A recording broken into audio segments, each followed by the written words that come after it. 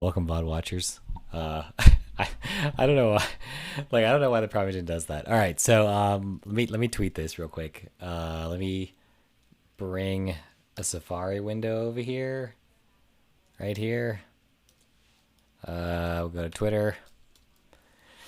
Okay, so the KBS looks good. Kilobits per second. Okay.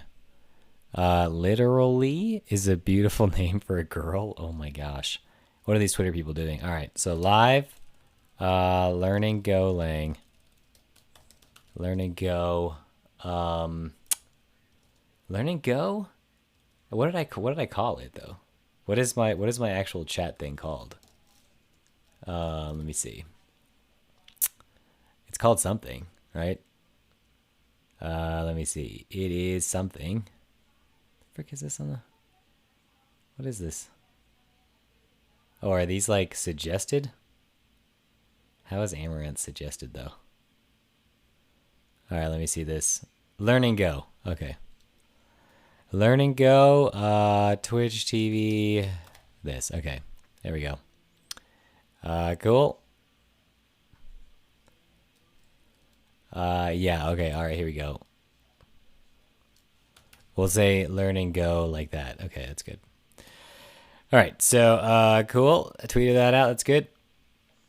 I'm just gonna get into it. All right. So why am I learning Go? Right? Why is this happening? Also, I have the chat on my screen. All right. So that's exciting. Okay. So so if I don't see a chat message, it's because I can't see it. Okay. So why am I learning Go? I am learning Go because well, Tailscale uses it, but also like I was doing some experiments, and the memory usage is really low, like less than 10 megs for like my simple websites. And then I also I like that it can be compiled to a single binary, and so these are the three reasons, right? One, it uses like very little memory, at least for my dumb little websites. Two, it can be compiled to a single binary, so I don't technically need like Docker anymore. Thank goodness. I hate Docker, but I love Docker, but I hate it, right? So, and then the last thing is, oh, you know what? Let me turn this down a little bit. I just realized that last song was really loud. And the last thing is, let me see if I can get this mic closer to my face. There we go. Can you see? Oh, there it is. Okay. The last thing is, okay, good. No one's chatting. All right. So the last thing is, the tooling is really good in NeoVim. The language server is like so good. And I could probably say this for TypeScript too, but TypeScript you cannot compile to a single binary. So, like, I mean, Rust also hits all three of these, but Rust is really hard. Which I am learning Rust too. But I think I'm gonna like ease my way into it with Go first, and try to get the hang of like the Go style of doing things because it's pretty similar, I think, to Rust. Not like in terms of the memory management, but in terms of like how you handle errors. I know there's like expect and unwrap, but it feels almost like if error does not equal nil, right? So I'm gonna learn Go first, and then I'm gonna move on to Rust. And I mean, I like Rust better, but I will say that Go's large standard library, like, what I saw a comment on Hacker News. It was like Go is like a DSL for making network services. It's not really a language, right? That's perfect for me. I love that. Like, I mean, I'm not like a PHP person, which I should probably be a PHP person. I've actually never written any PHP. I should try that out. But I do like that. So anyway, I'm going through this official Go documentation on writing web applications with Go. Dark D Mario, good night. Wait, is it good night or like good evening? Because I swear when you say good night, I think you're just leaving. I don't know why I think that. Okay, let me move this chat over so I can actually see this. But I want to show it there too. So here, what if I just copy this? Here, let me see. So I copy. There we go. Okay. And hopefully it'll show up on both. There we go. You know what I could do is Ecuador is 20 hours and 16. Ecuador. Wait, 20 and 16?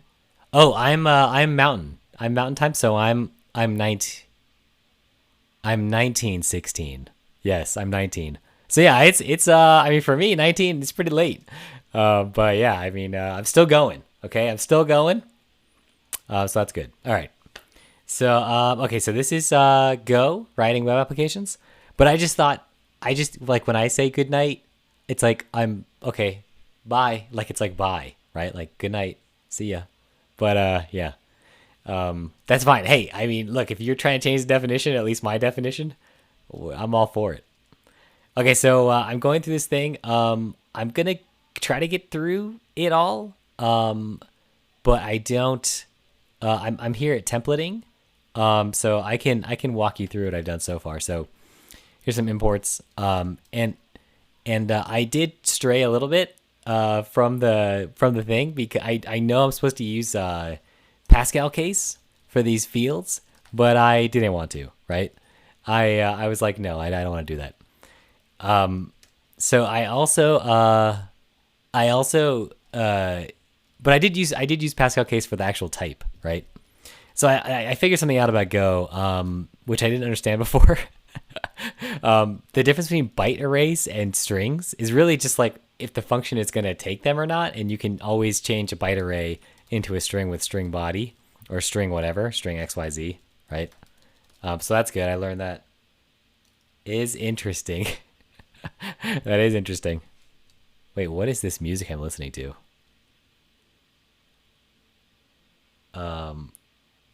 Okay, let's just skip that one.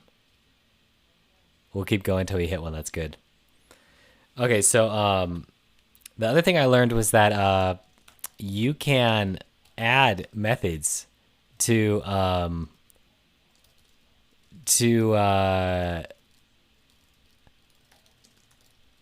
like a struct, right? Just like Rust, you can say type struct, and then you can add methods to it. So here, if I made a new page, right, equals page, and I think I have to do this to like make a new page.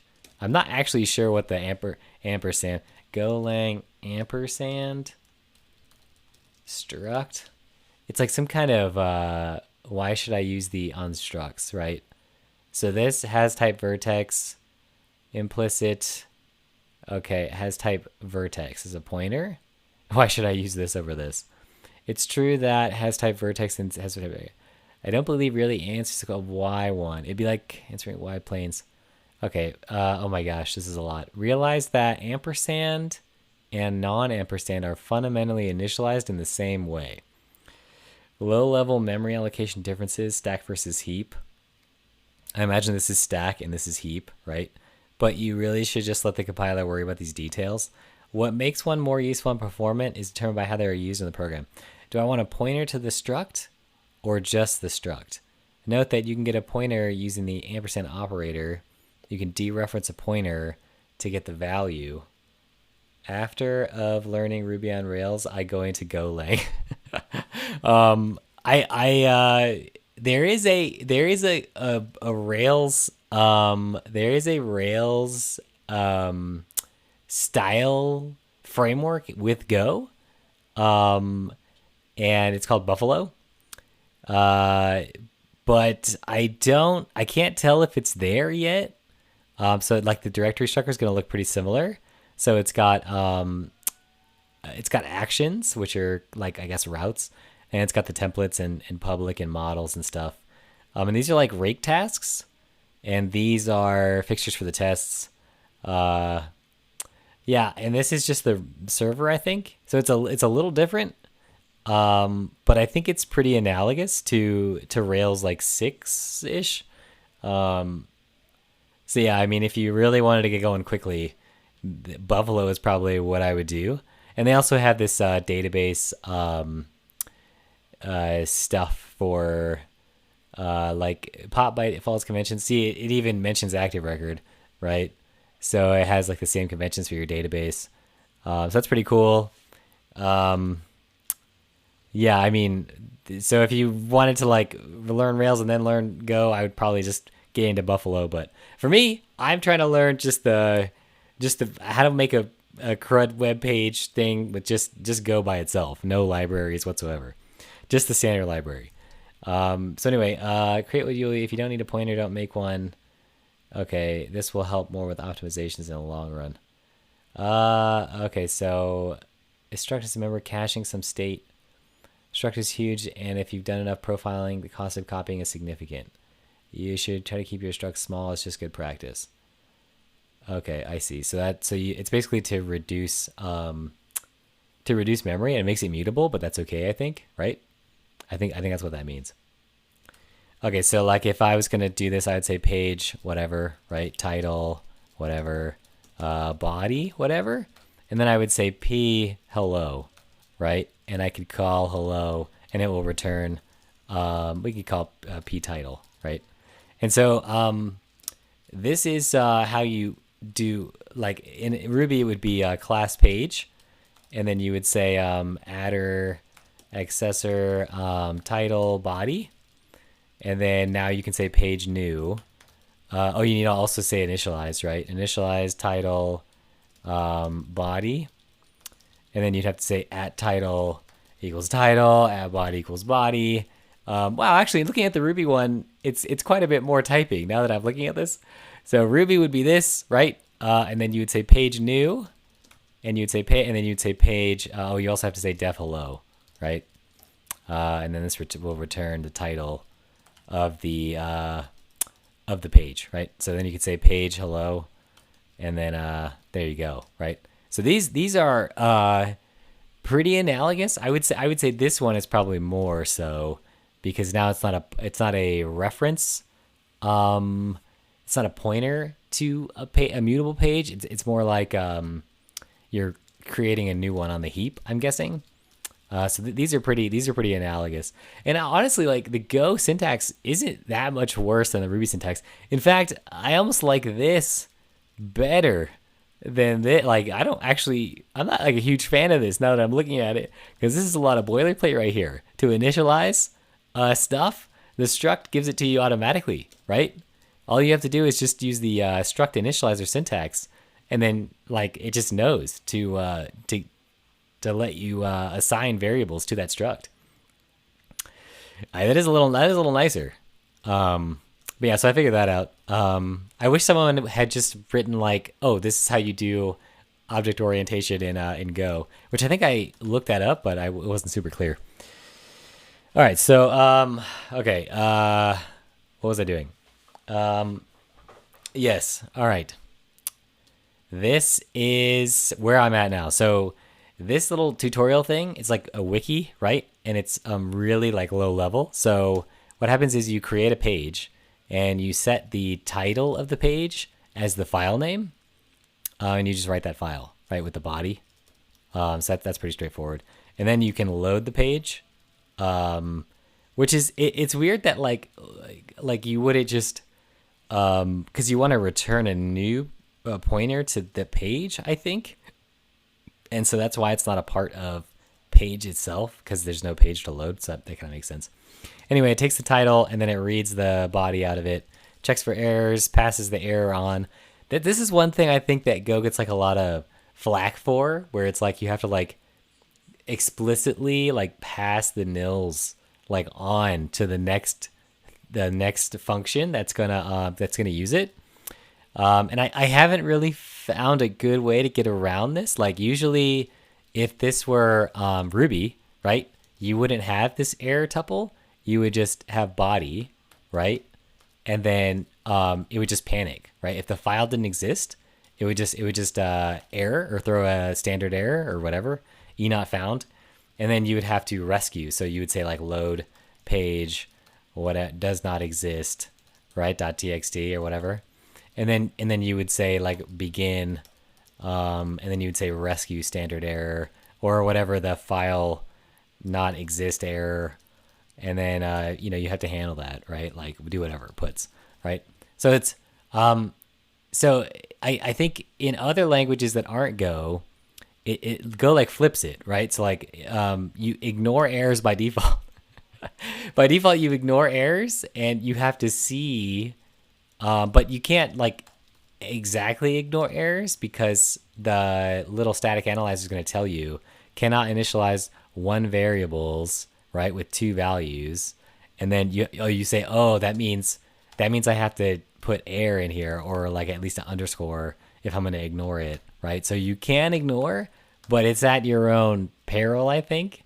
And this is really boilerplatey, and you can always just panic, just like any other language, but you have to explicitly panic if there is an error.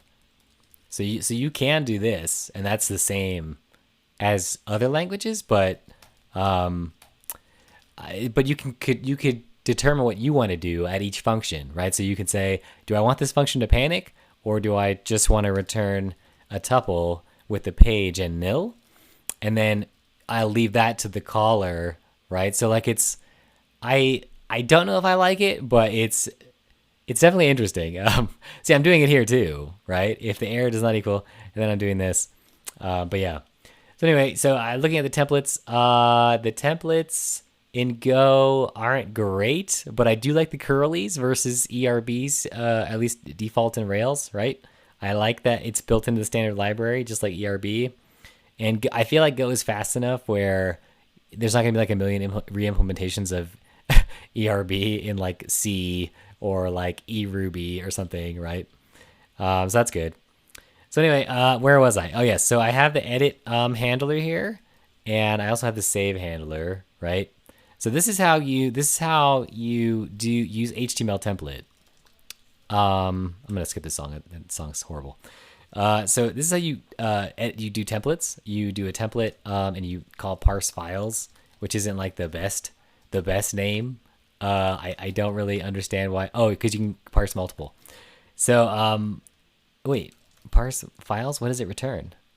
Creates a new template and parses from the named files. The return template's name will have the base name and the parse contents of the first file. Whoa, that's so weird.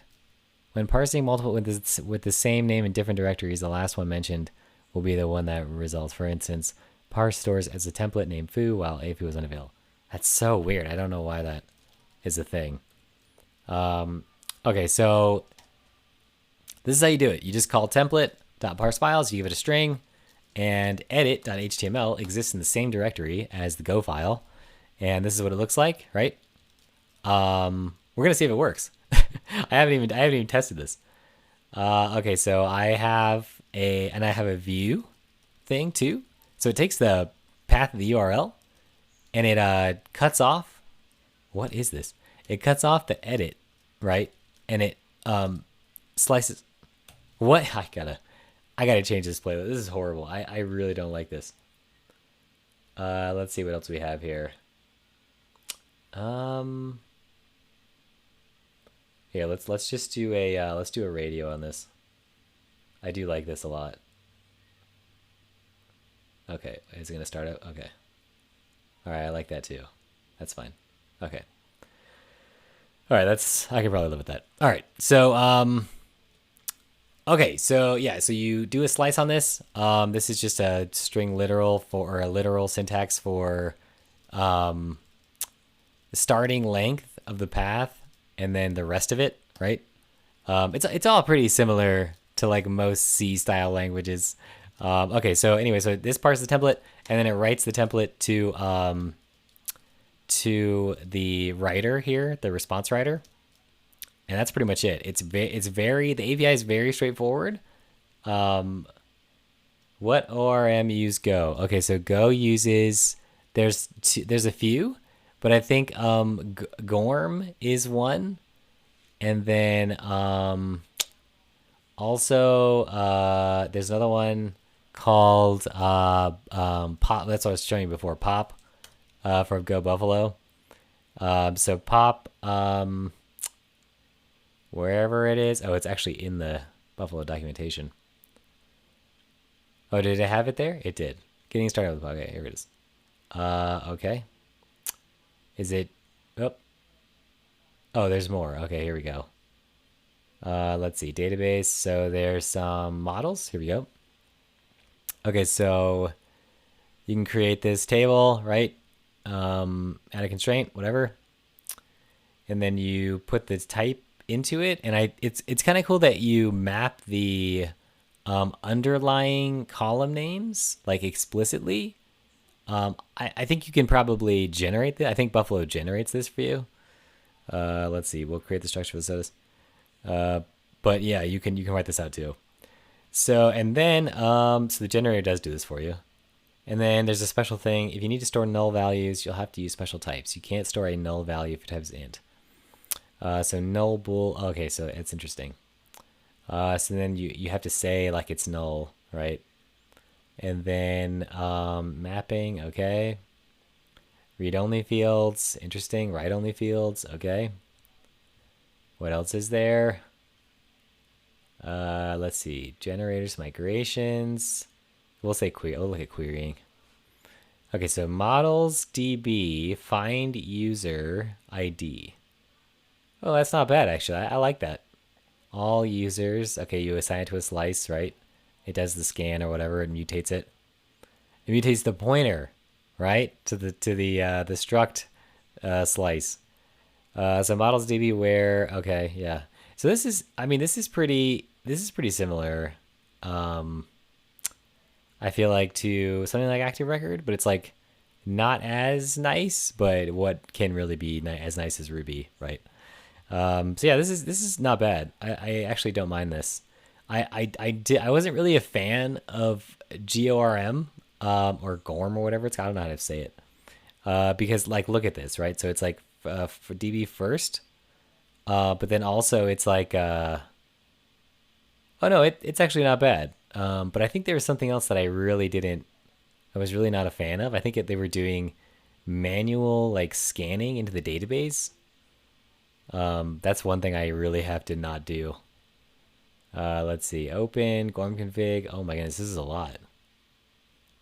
But yeah, so those are the two. Oh, I should put that on there. I should put that on the thing. All right. Okay, so anyway, what was I gonna do? Oh yes, so save handler. They haven't even talked about the save handler, but I think the save handler is gonna be pretty straightforward. I'm gonna take the title, right, from the URL, and I'm gonna get the path from save, and I'm gonna just do the same thing we always do. And then here, I'm not gonna load a page. I'm just gonna write over it, right? I'm gonna say page. I'm going to make a new page with the title and the body. And I think our parse form. Oh, they view handle. Oh, so they haven't even. Oh, there it is. Yeah. Okay. Wait, that's weird because I thought I have to parse the form first. Maybe I don't. Let's try it without it. Body equals our form value. Body. And then here we can just say body, right? Okay, so I'm already kind of getting the hang of this, right? And then I guess they use P instead of page. So then we could just call save. And then cannot use body as type variable of type string. Oh, I have to cast it. Oh, that's how you cast. You always just wrap it in parens with whatever type. So casting is T and then XYZ, right? So like byte XYZ, and then like and then it's also like string XYZ int, I imagine XYZ. Okay, that's pretty nice to know. Okay, so psave, and then we're gonna redirect. That's what it says there. Redirect back to the view plus the title, which I also didn't know that I could concatenate strings with a plus. Status found. Okay. I don't know why I need status found. That's really weird. All right, so this is looking good. Cool. I'm gonna give it a shot. I'm just gonna give it a shot right now. I'm not gonna do like a 404 or anything. Okay. Oh, they actually wrapped up their render template thing. But yeah, let me just let's run it. Go run main. Wait. Oh, print f or println listening on localhost 8080, right? Okay. So let me wait, is it not going to do that? Maybe I'll do it here. Okay. All right. Cool. Let's build it and then go wiki. All right. Let's do a curl here. Page not found. Cool. View. Let's do actually, let's open it in the browser, right? Because why not? Let's do save hello. Oh wait. Yeah, okay. So that I did save a file called hello. But I oh, and now I can edit. Now I can edit. Okay, here we go. So let's do edit hello. Okay, so that's not good. That didn't work. What did it say? Oh my gosh. Runtime error, invalid memory address or nil pointer dereference.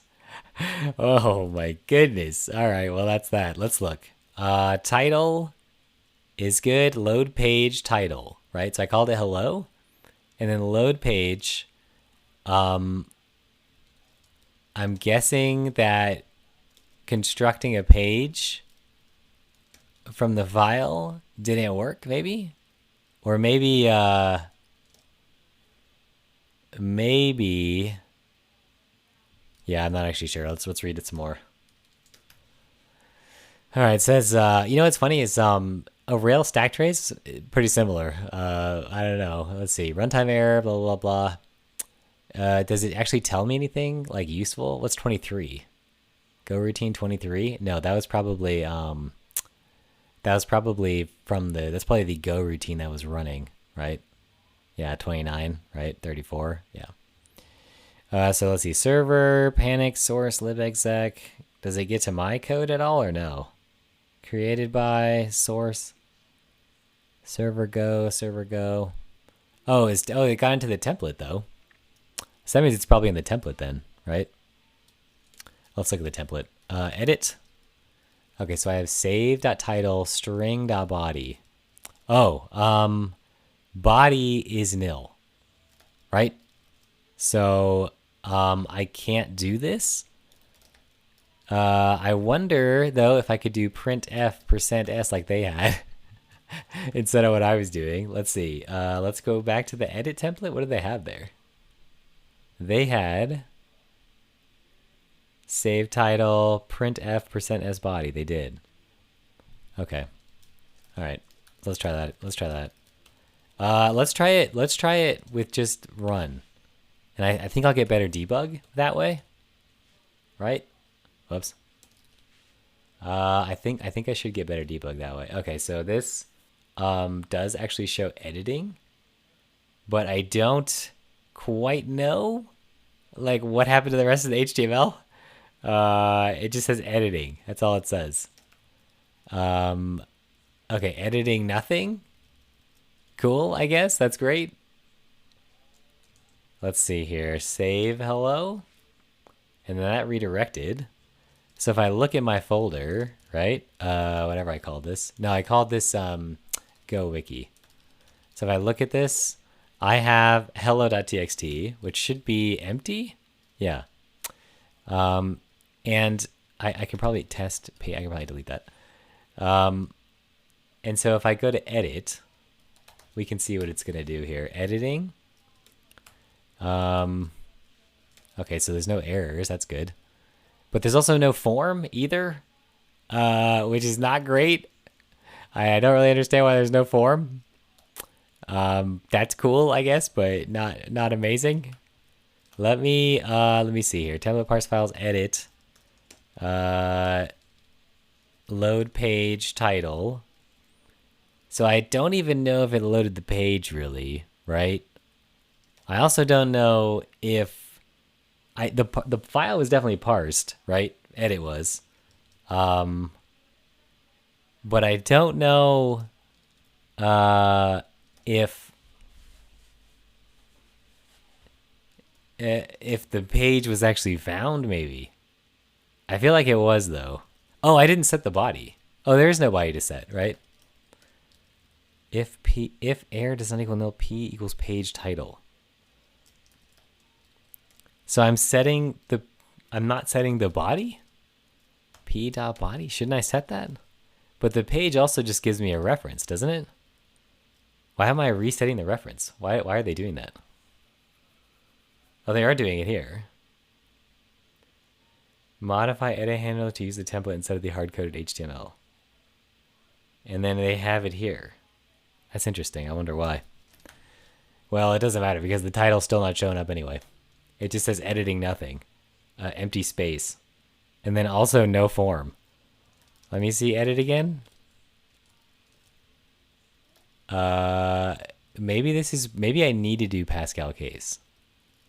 Or maybe this is horrible, right? What if I do that instead? Let's see. Nope, still nothing. I wonder if I can show anything before the H1. Really editing. Okay. Div after H1. This is how I debug things. Okay, so that title is definitely broken, right? Okay, so I can look at, go back to main, a load page. I have a pointer to page, which I don't really understand because I feel like P is already a page, right? If error does not equal nil, set page to page title title. But the page has already been loaded though? What if I don't do that? Let's try that. Let me ignore this. Actually, if error does not equal nil, then we could say, actually, you know what? Let me look at that again. Yeah. We'll panic if there's an error. If error does not equal nil, we will panic. There we go. Instead of trying to set it to a pointer, let me get rid of this. Let me get rid of this stuff. There we go. Okay, so that, yeah, it's still not working, but it's about the same. So that's kind of interesting. So it definitely did load the page, but it's also not showing anything past title. So I wonder if I change title to, I'm starting to think the Go templating thing, you need it to actually be uppercase, which kind of stinks because you can't change it how you want it to be. I don't know if that's the case, but let's see, body. Okay, so let's change everything that is lowercase title, right? Title to title. Did I do that? I think I did that. Oh, I see. I have to actually change all title. Okay. Well, there's not that many usages. Let me see. So we'll change title here. Body. Okay, so it's gonna it's gonna help me, right? I forgot that it's statically typed. Oh, this is perfect. Thanks. Just let me know. Right here. Body. Title. Oops. It's the other way around. Body. Title. Yeah. And then there's another one. Title. Actually, you know what? How do we NeoVim capitalize first letter of word? I always forget how to do everything. Okay, word in a selection. How would I do it? Oh my gosh, no, I'm not going to do that. Oh, that's horrible. No, we're not going to do that. We'll just do that instead. Oh, you know what? The view handler should use the view, should use this instead, I think. Printf %s, body. Maybe that's why they capitalized that all that time ago. I like how the template just failed silently, though. Like, the static typing does help me, but, like, not really. Or at least the tooling does help me.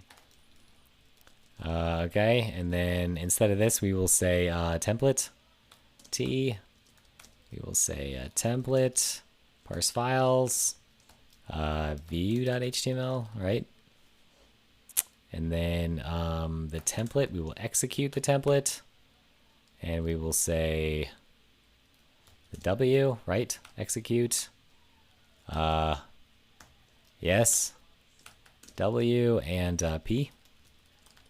Okay. Okay, yes. All right, so this, I think I do need this though. Page title is title.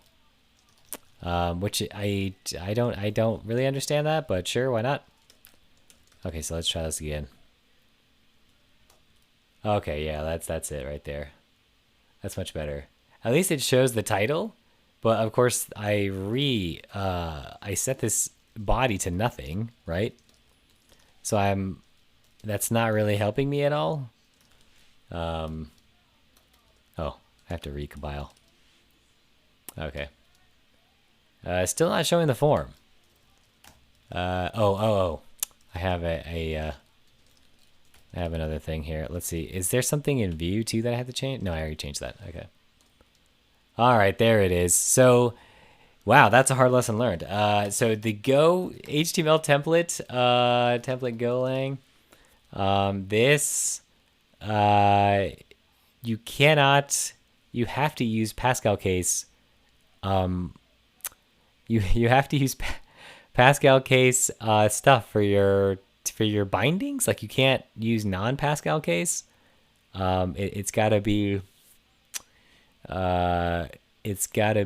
Pascal. You can't just use lowercase. Pair struct pair. Okay. World execute out. Oh, what does this say? By default, this package assumes produce a plain text string. It adds escaping pipeline stages necessary to correctly and safely embed that plain text in the appropriate context. Types HTML, JS URL can carry saved content. Oh, I see that. Can you see that's how you do raw escaping. Template authors are trusted. Okay, I don't know what they're talking about. All right, so let me see. Hello world, right? And we can hit save. Okay, cool. So there's a little edit, right? That's pretty cool. So now we can edit this thing. Hello world, save. Hey, that's pretty cool. Not bad. Of course, there's no CSRF or anything, but I mean, it's definitely a way to learn. I definitely learned that you have to do this with the Pascal case. That was a lot. All right, so let's make it a little nicer, I guess. Let's make this little render template function that they have here. Render template is going to be response writer. Yeah, after typing this a bunch of times, I'm definitely getting the hang of this. All right, so template parse files. Oh, whoops. Why would you put that there? Temple is a string, right? Temple plus .html, sure. T.execute WP, right? Okay. So I think one thing, well, we'll get to it in a second, I guess. And then, oh, it takes a page, right? Not a, yeah, that makes sense. Okay. All right, so now we can just say render template, which takes a W, it takes a template, right? So edit, and it also takes the P, right? It takes the, that's, all right, so it takes the page. This one doesn't render, but this one does. So we can get rid of this, and this is view. Make sure it's still working. Okay, here we go.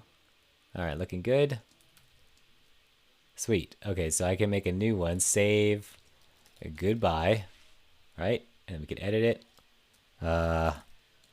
Goodbye world. All right, sweet. So that's pretty cool. That's working. Okay, so that's honestly that was pretty painless. Like that wasn't that bad actually. I mean, other than the ampersand, which is kind of like weird that you're talking about like stack and heap and stuff, but like I mean, who really cares in the end? Other than I think all you really have to know about ampersand and asterisk is that I think you either allocate it on the stack or the heap, right? and then when you do an ampersand and you pass it to a function, you have to pass these asterisks too, right? So so you can call in this save method, you can call save on the reference to a page instead of a newly allocated page. So I'm actually curious, like, what happens if I get rid of all the ampersands? Yeah, it says, oh, okay, so this returns to a literal value of type page. So these are values now, right? Oh, cannot use nil. Oh, interesting. So I can't actually return nil. Wow. So I can't return nil unless it's a pointer. So literal values cannot be nil. Interesting. But I could do that, right? Or I could even return a. Can I use page? Oh, right, of course. Can I dereference it? Oh my gosh, I can. Okay, I get it now. I see. Okay. All right, so yeah, I'm understanding this. Is not bad. Let me see. P cannot do this. Okay, that was in render template, right? So here we go. We can get rid of this. So I think this is still gonna work the same way, right? And I even think I could do this. Well, we won't dereference. Let's see what happens if I leave that one. All right, so let's see. View goodbye. Okay, so it's still working the same, right? Yeah, so let's try save. Save new. Yeah, it's still working exactly the same. That is hilarious. Okay. So realistically, they only used the ampersand everywhere so they could return nil right here. I can't believe it. I can't believe it. So let's look at the I want to we'll bring it back. But I also want to look at the memory on this stupid thing. Go build. Okay, go wiki. Okay, let's go over here. All right, so we've got htop, right? We'll go wiki. Whoops. All right, so it's using 5 megs of memory, right? 5.4. That's pretty good. Save. Oh, it's okay. View new, right? Oh, for some reason I broke it. I think I broke this somehow. Let's see. What did I do? I'm not dereferencing something, or I am dereferencing something.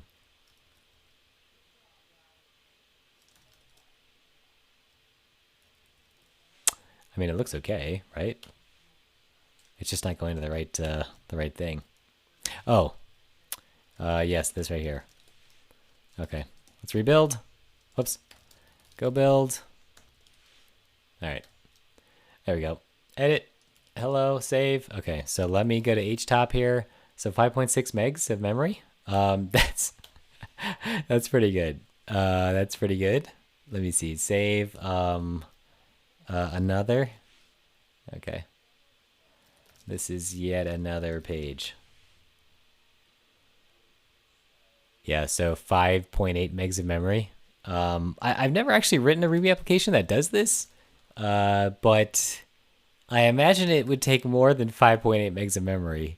Probably more like 40 or something, or 30 probably. Maybe I can get down to 20, maybe.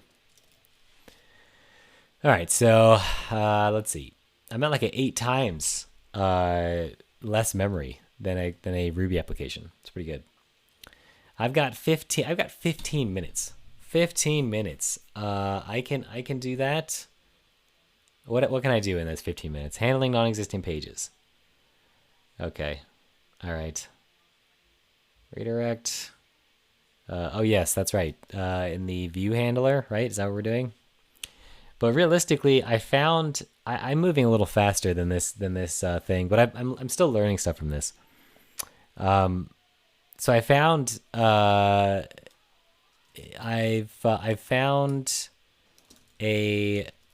was sort of like stumbling my way through this, and I found this idea of middleware, right? And it works like every other language middleware ever. You have a function that returns a function that returns a handler func, and then that function is going to get called with defer, right? Or this is going to be called before, and anything in defer is going to be called after this. But of course, we don't even need to use defer. We can just literally use this. But you also want to return, serve HTTP, I think, from this, because that's why you want to do defer, I think. I'm pretty sure. I'm not actually sure. So yeah, this it runs before and this runs after. So I started to get pretty far with this. Here, let me show you. With this middleware situation, it's not like great, but it was working. And let me see. So how do I run that? Go run main. Okay, cool. So I need to export my cat export. There we go. Okay, 9001. Girl localhost 9001. All right, cool. So that was cool. I like this microseconds. I never see that in Ruby land, so that's pretty cool. So that one was working. That's pretty nice. And I also have like the logging that I want, which is like Stripe's canonical log lines, or this is called log format, right? So log format, it's like you do this like a Heroku, right? It's like you do it equals and spaces between, right? So that's pretty cool. I also actually, you know what? Yeah, so you can tag ID. I think you're allowed to put like spaces in log. Yeah, so like, oh, you had to put quotes around that. Okay, well, I was wrong. Anyway, so yeah, then you'll just split on every line. You'll just split, right? So Stripe also, so stopping, performing, right? Performing, stopping all fetchers, and then it tells you where, right? And you've got tags, and then building incremental log context. So the canonical log line is like the end of a request finished, right? And then it like puts all the things before, right? Or like request errored, and then you can get like a bunch of information that you wouldn't normally get, but it's like more readable. So that's pretty cool. Oh, there is a log format for Go. Oh, okay, so that's pretty cool. Let me see. How do I get to the? Oh, there it is. Wait, can I not go there? I have to copy it. Okay. Okay, there it is. I don't KR. Who got KR? 1,000 followers.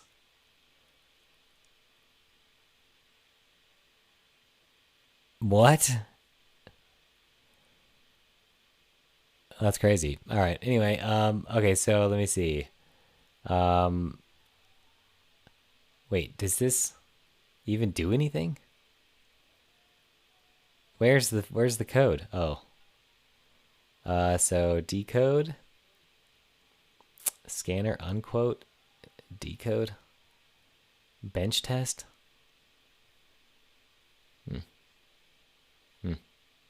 Anyway, so yeah, this is really cool. I'll keep going though.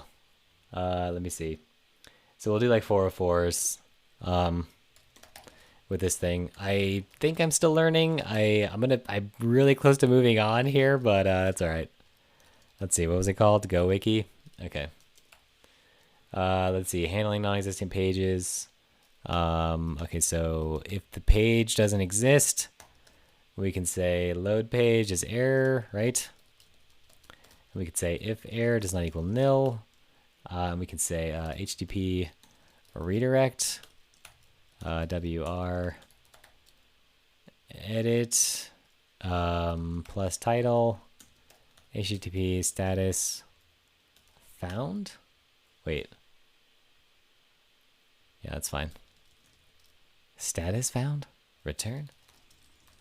If error does not equal nil, redirect to status found. Wouldn't that be like status not found? Adds of 302 and a location header to their response. Oh, I see. We're redirecting from view back to edit if it doesn't exist already, right? Is that what we're doing? Yeah, that's what we're doing. Okay. So then this is why they put this in. If error doesn't equal nil, we're just gonna make a new page. I see. Title. Okay. Okay. So yeah, let's try that. There we go. Okay. Does not exist. Okay. Yeah, so it takes you to edit. Okay, cool. So that's working. Cool. Sweet. What else is there? Saving pages. I did that. Error handling. Okay, errors are being ignored. Yeah, no kidding. Let's handle errors and render template. Okay, so this internal service server error if the template does not exist. Otherwise,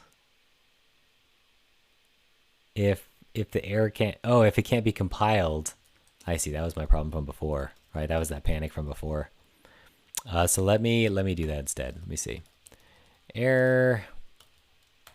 If error does not equal nil, HTTP error. All right. Status internal server error. Okay. Return. All right. T execute. Oh, I already did that. Execute seems to only return an error. Yeah. All right. This again. Okay. Wow, you really get really good at that over a very short period of time. All right. Status internal server error again. Okay. All right. So if I change view, for example, let me delete that other one. View.temple or html.temple, I think is that. So if I change this to wrong, right? It should return. It could do a 500. Right? Yeah. So here it is. Executing at wrong can evaluate field wrong and type main page. Superfluous response right header call from main render template. Right. So that's even worse, right? than what I was doing. I don't actually. Oh yeah, I am writing the error to the thing. I am doing that. Yeah. Also, this tripped me up. First time learning Go. This really tripped me up. This is this. Okay, so this x, right, or a or something, right, equals 1, right. So this is a shorthand for this, right. A integer equals 1, right. So that's these are equivalent. So I did not know that, right. And then the other thing is when in Go, you'll always see error, right, equals something, right? And then the next line, they'll reassign error to something else, right? So then they'll like check it here if error does not equal nil, blah blah blah, and then some error handling, right? And then they'll reassign it, but it's so like little. This one colon is like so. It's like when I was first looking at it, I didn't understand, but now I get it. But yeah, Go is a very simple language. I see why they made it this way, so they can generate the code and not actually write Go. I'm actually all for that because I'd almost rather compile to Go. I'd rather write code that writes Go code, and then compile Go code to machine code with the fast Go compiler. And then I have my fast program, right? Then actually sit here and write Go, but I don't know. It's okay. I mean, I don't like it, so I feel like I can be productive. I feel like I don't have to make a web framework with this, even though I'm kind of like learning how to do that right now. But all right, so let me save handler also can fail too. Oops, save handler. All right. So this title body, we can do title first. And then P is page title, blah, blah, blah. And then save, okay, error, right? So if error does not equal nil, oh my goodness. Okay. Okay, error. W, error to error. Status, okay. Internal server error. Return. Okay, so if for some reason the page can't be saved, right? It will, any errors that occur during p.save will be reported to the user. Okay. So let me try to run this again. Okay. All right, so, oh, did I made that fail, right? Is that what I did? Oh yeah, I did. I changed it so it failed all the time. Title. Okay. Okay, so it does not exist. I do want to try to see if it does the alert. Hello. You've been pwned. Okay. We can do script here. Save. Okay, so it does properly escape. It properly escapes the JavaScript, it looks like, right? Yeah, it doesn't put it in there. Okay, that's good. We can actually look at the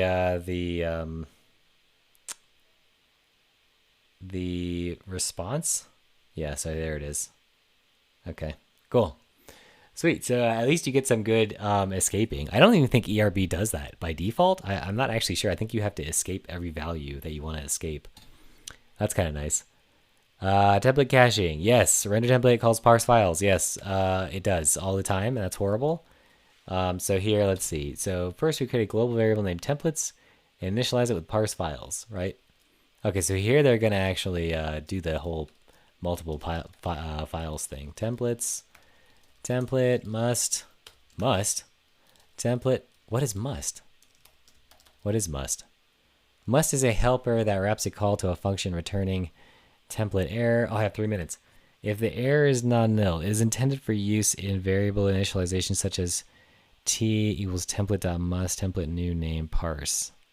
Okay, all right. Okay, so template.parse files, edit.html. view.html. Okay. All right. The function template must, is it give me, I already did that. That panics when passing on null error value. Okay, so then we modify the render template function to call the execute template method with the name of the appropriate template. Okay. I see. So the templates here are already parsed and ready to go, and then I can just call templates. Oh yeah, I can't believe this is in the standard library. I honestly can't believe it. Like this is madness. Like I have not pulled in a single dependency. That is insane. Okay, so here we can say in render template, we can say templates. We don't have to parse the file anymore, and we don't have to actually, well, we can pass the name of the template, but here we can say templates execute template. Okay, I see. So execute template, what is the signature again? It takes a writer, a name, and its data. Okay, so writer, temple, and the data, right? Yeah, that is hilarious. But there is no error here, so now I don't even have to do this, right? We can just get rid of that. And here we can declare this. Or we can do it the long way, right? We could say error, right? Hey, no problem. Or we can do it the short way. It's fine. All right, so that's that. That is looking good. I think that, note the template name is the template file name and must append HTML to the temple argument. Oh, I almost didn't see that. HTML. All right. Or you know what? Or I could just pass that, right? That HTML. Then we can actually like see it, and I can do GF on it to like go there. That's kind of nice, actually. There we go. Okay, there we go. All right, so now that's a little. I like that a little better. Okay, so cool. Sweet. See if it works still. It is working. Hey. All right, cool. Okay, so that's pretty cool. Let's see, validation. This program is a serious security flaw. A user can supply an arbitrary path to be read or written on the server. Yeah, no kidding. View does not exist. Yeah. Let's see. We could try it. View A B. Oh my gosh, it did. Does it actually create the what is it? What does it create? Let's test it. Test. Oh, okay. So open no such file or directory. That is pretty bad, actually. And this is why, like, wikis don't exist anymore. I will say that. All right, so let me see. Validation. Okay, yeah, I don't really care about this because I'm not really realistically going to do this. I'm just going to save everything in a database, so I don't really care. Okay, so, oh, I'm at an hour. No. We'll go for like 10 more minutes. Introducing function literals and closures. Catching the error condition, introduces a lot of repeated code. Okay, so here they're going to talk about some kind of middleware situation. Let's define a wrapper function that takes a function of the above type and returns a function of handler func. Okay, I think they're actually going to talk about my middleware thing that I was telling you about before. Right? What's FN? FN? FN func? What is it though? What does it mean? In this case, the variable fn, the single argument to make handler, is enclosed by the closure. Okay. All right, so this is essentially what I was talking about before. Although I think I went one step further, or I gave it a name, I think, in mine. So then it's called make handler. But of course, there's a nil argument here, and you can actually pass all that. You can stop calling make handler on every single handler. Right? Title string. So what does make handler do? What is this string? The closure, it takes a response writer. The closure extracts the title from the request path and validates it with the valid path rate. Oh, I see. Okay, so make handler does that. Okay, I see. And then it calls the function. Oh, I see. So this is a little different than what I did, I think. The one I did was a little nicer. But yeah, let's see. So try it out. Okay, so yeah, that's it. That's the end of it. I actually finished it. So I did learn quite a few things that I could do plus on strings, which I did not know. Also how to get form values out one by one. So that's something, right? Let's see. So visiting, view a new page should present you with a page edit. You should be able to enter some text. Yes. Store templates in temple and page data in data. Add a handler to make the web root redirect to view front page. Use the page templates by making them valid HTML and adding some CSS. Enter page linking, blah, blah, blah. Page name, you could use replace all func to do this, whatever. Okay, so this is, yeah, it's actually pretty good. It's not bad. I wonder what else there is, though, in docs. To create a module, multi-module workspace, generics, fuzzing. Okay, I did that. Oh, fuzzing would be kind of cool. Oh, you know what? Let's look at generics. Those are new, right? Oh, wait, developing RESTful I with Go at Gin Web Framework. Of course, the Gin Web Framework is oh wow, 60K stars. Oh my goodness, that's a lot of stars.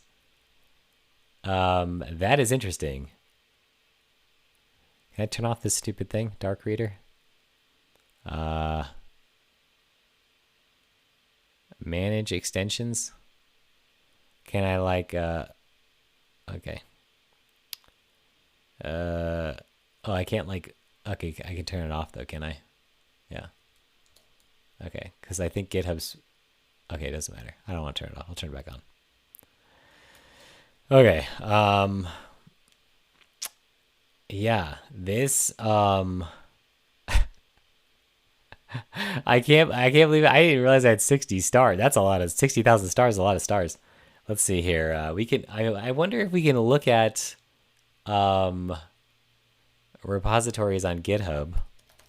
GitHub most starred repositories.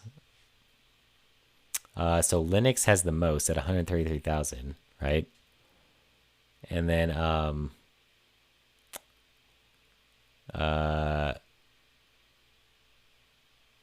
okay, most stars. Okay, so Free Code Camp actually has 348. So Google's really out of date. 262. Oh, that was that Chinese thing.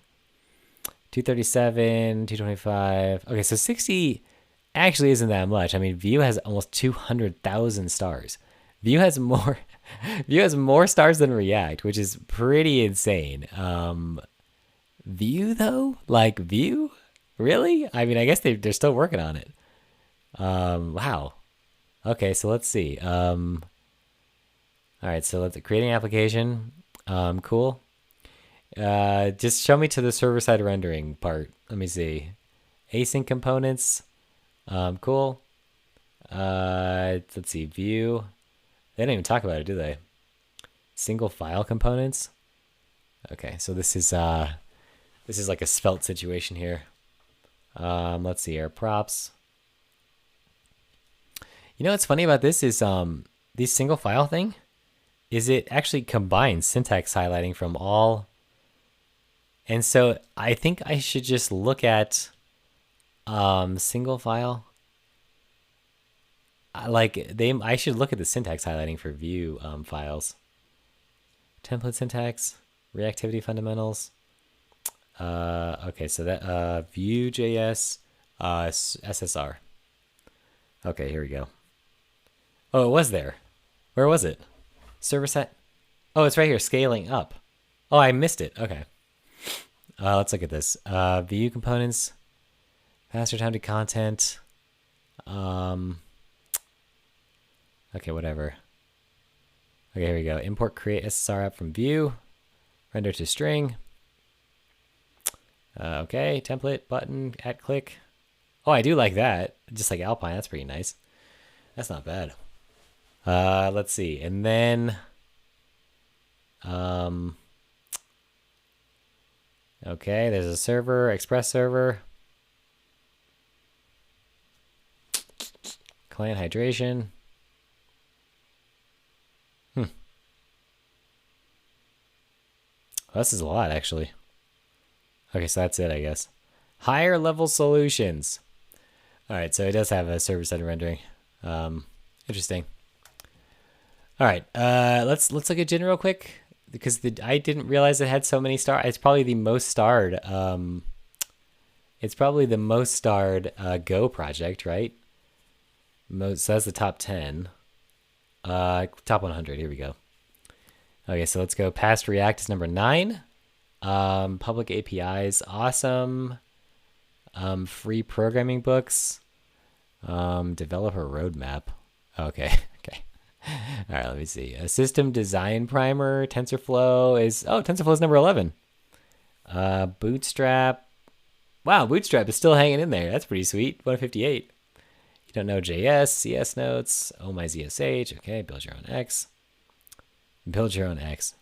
Flutter, Python, git ignore. Actually, you know what? Let's look at build your own X. Let's look at it. 3D render. Wow. You know what? I should build all these actually. That'd be pretty cool to like build on stream. They have a blockchain on here?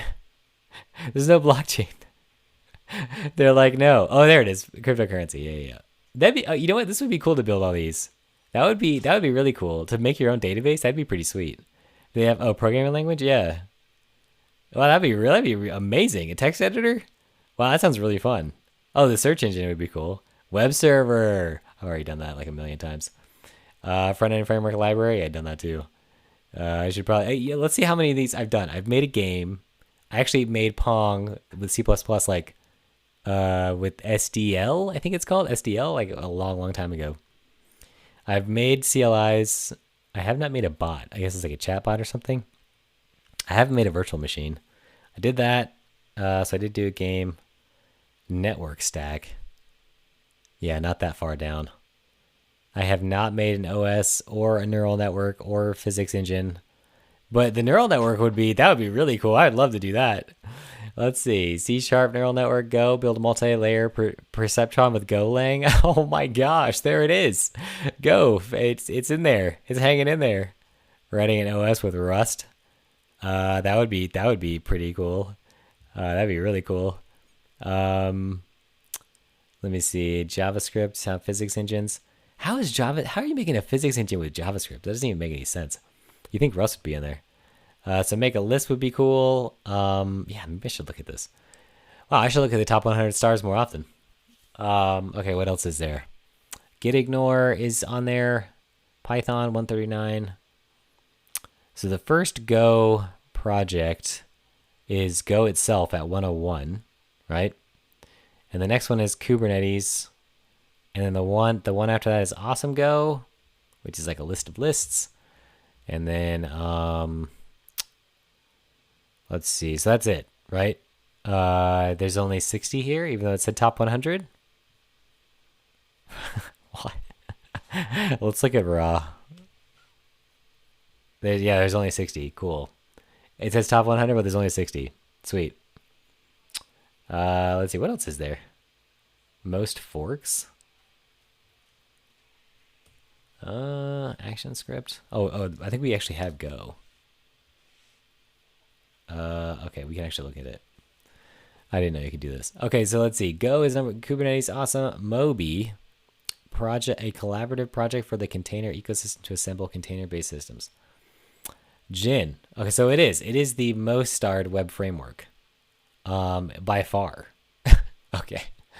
All right, I guess I should look at it, right? Let's see. Quick start.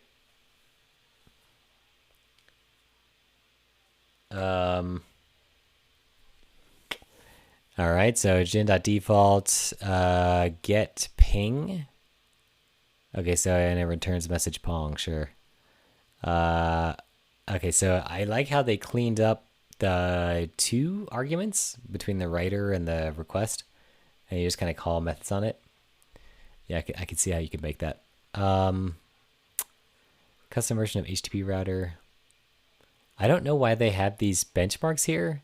It's the I think Gin is like the slow. I think it's the slowest Go web framework, right? If we just go over here and we look at it, I always look at framework, but I don't know why I keep looking at this stupid thing. It does not matter.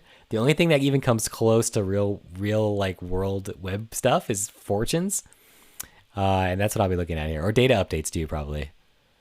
Can I click this? Oh, there we go. Let's see, disable. We'll go to Go. Okay. There we go. Okay, so this stuff that uses fast HTTP and fiber and stuff is all ahead, and then way down here is Gin, right? Way down here. And if you go to plain text, it gets even worse, right? There it is. There it is. Not the slowest, right? Martini's the slowest, but you know, what are you gonna do? Yeah. So this, Chi is interesting because it's kind of like in the middle of the pack, but towards the lower end, so it must be pretty performant and do a bunch of stuff for you. So this, if we look at, I'm actually kind of interested in what is Martini? Go Lang Martini. There's like I don't know what it is about web frameworks, but there's always like 1 million for everything. Like it's pretty crazy. Let's look. Okay, Martini Classic. So this, oh wow, there's no context. You just return. Wow, they've done some. No wonder it's so slow. They've done some extremely non-intrusive. Play nice with their go like play. All right. So that, yeah, they've really done some work on this to any kind of callable function return values. We'll write the result of the current response writer as a string. Jeez. Okay. Well, I mean, it's not horrible, I guess. Oh, wow. Look at that. You can return, they have different gets that return different things. Interesting. Okay. If you add argument to your list of services. Okay. So you can still do like normal stuff. Okay. I actually like res instead of W for writer. Yeah, that makes it look a lot more normal for like stuff. I don't know why that didn't occur to me. Okay, so this wow, it does a lot of stuff. So you can group things. Okay, and then you can have like a database stuff. This service will be available to all handlers as my database. Inject injector interface, so mapping of services easy. Interesting.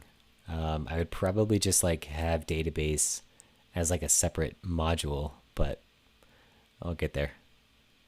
Okay, so it uses the classic use thing. Next, sure. Okay, so it's almost like fiber, but like way slower, right? Yeah, it's just but way slower. That's the thing. Interesting. Because if I look at fiber, right here, right? I don't know what pre-fork means, but there it is. 354. I guess there was a fork maybe. Yeah, so this is almost the same API, but it's way faster, right? Oh, oh my gosh, they even show Tech and Power. That's hilarious. Go Web. What is Go Web? Oh, Go has its own internal web framework benchmark thing. Oh my goodness. All right, so let me see. Motivation. Okay, basic test. So let's see. Fiber is very low, right? I don't even know. Oh, there's a gap here. Okay, so fiber is pretty low, right? Allocs is the heap allocations by web servers. Oh, that's interesting. I don't. The unit is MB. Look at fiber. Fiber is so low. Like they did some hacking on this to really come out way below. Look at that, below 5 megs on the benchmark. Like, I mean, that's insane. Like that's so little. That's not normal. Let's look at Atruego. Golang. All right, so let's look at it. High performance, micro web framework, zero memory allocations, and hot paths. Okay. I mean, at least they're honest. Only 900 stars, not even 900 stars. Interesting. Okay, let me see. After this, I'm gonna look at generics, and then I'll be out of here. Go to examples to see how to use.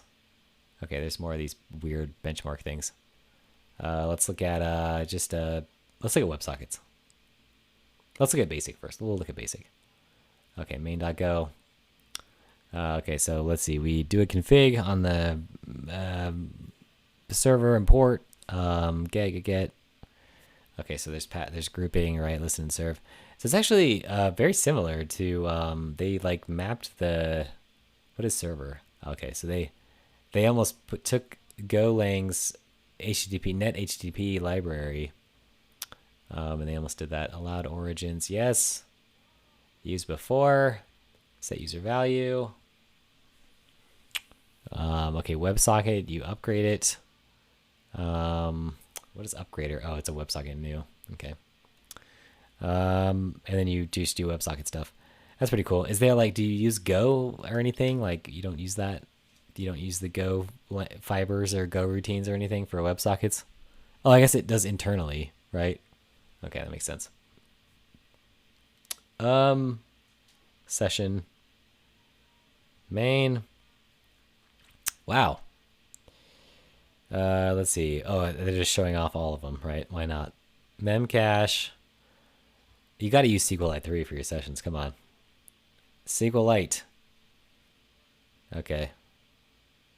Where are all these handlers? Oh, they're in the other handle. Okay. One thing I love about Go too is like if you put two files next to each other in the same and you call it package main, so like just like these two. So there's main here and it's package main. And then these files here also in package main.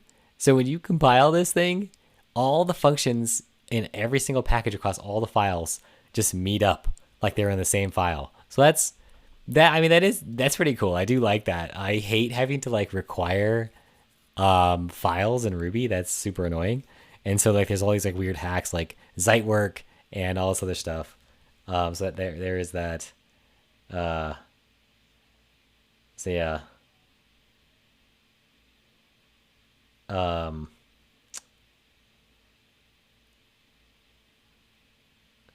yeah. Anyway, so yeah. Let me. This all looks pretty good. I feel like I can make my own web framework and Go now. So let me just get started on that. Not right now, but maybe I'll start a little later. Um, I do like Go though. I'm becoming a fan of it. But yeah, I what was I gonna do? Oh, I was gonna look at the generics, right? Let's see, generics. There we go. This is the newest Go 1.18. I don't even have that installed, right? Go version. Yeah, how do I don't even know. Brew upgrade Go or something. I don't know how to do it. Let's see here. Whoop. Okay. So that's going. Basics with generics, you can declare and use functions or types that are written to work with any of a set of types. Okay, so let's see. For other tutorials, see tutorials. Okay. Edit your code, blah, blah, blah, blah. Create a folder. Generics, modern example generics. The frick is it? What is going on with this? What is wrong with this? Okay, that's fine.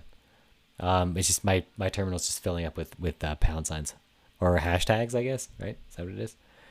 Let's see, package main. Okay, some ints.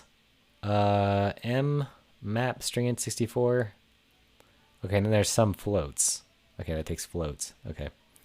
So let's look on top beneath the package. Paste the following main function. Initialize the two. Okay. Non-generic. Sure. Okay. And then, I actually saw. I was like looking on Stack Overflow for like how to do something, with Go. It was like how to reverse a string, right? Or how to reverse an array. Golang reverse array or reverse slice, right?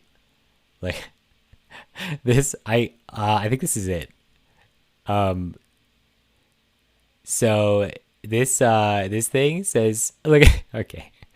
So like there is no way to do it, right? Like you'll have to like write a loop, and this makes me want to throw Go out the window. Seriously, I need a loop to reverse an array. When I saw that, I was like, oh man, like that guy's pretty angry.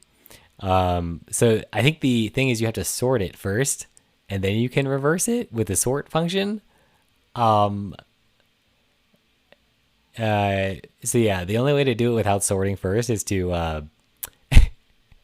I think you could call sort.reverse though. I'm not actually sure. Let's see. We can look at it. We can look at this, guys.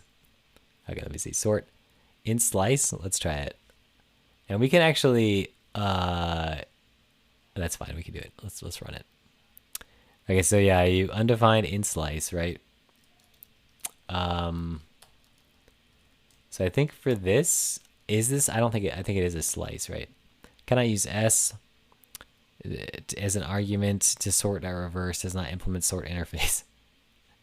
Okay, so this sort dot what was it?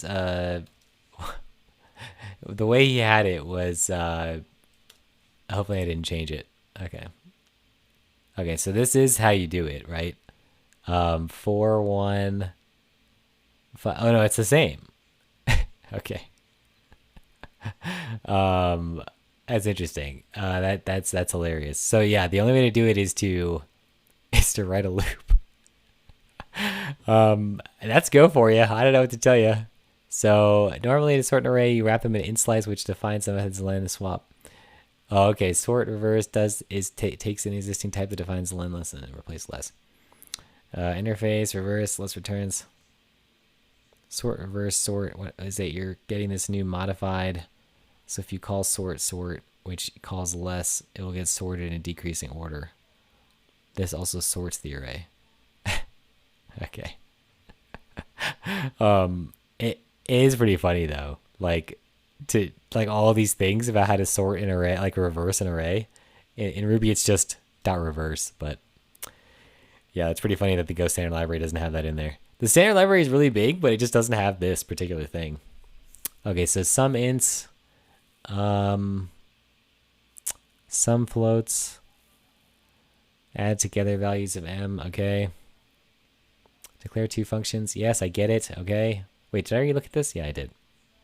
Add generic function. That's what I'm here for. Add the generics. Yes. Okay. Some ints or floats. K comparable. V int 64 or float 64. Wait. I thought Go didn't have union types. Go has union types now? Specify V as a union of two types. Is this new for Go? Golang union types. How to simulate a union type. There were no union type. I swear there were none. Like there were no union types before. And now in Go 1.18 there are union types. So not only is it generic, there's also union types to do the generic stuff. Interesting.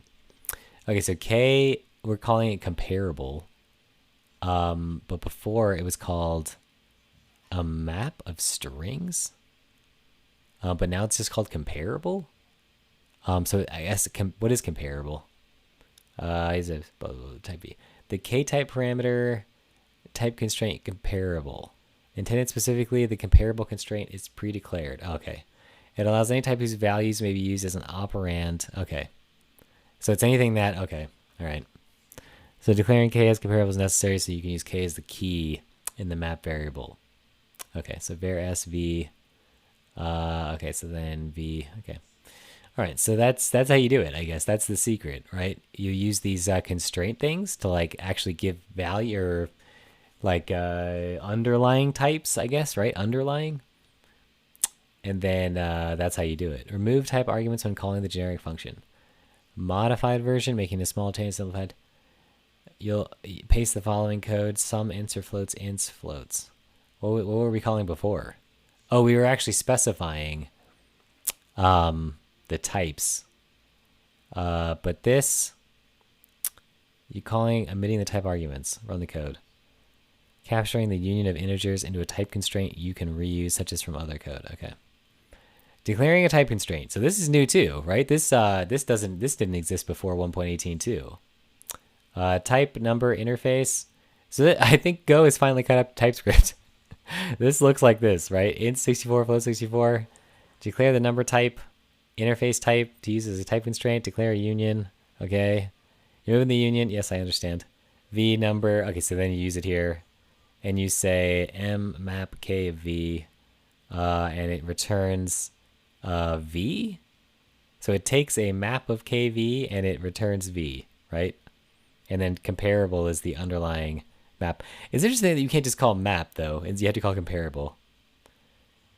Okay, so that yeah, that's pretty painless, I feel like. This is not bad.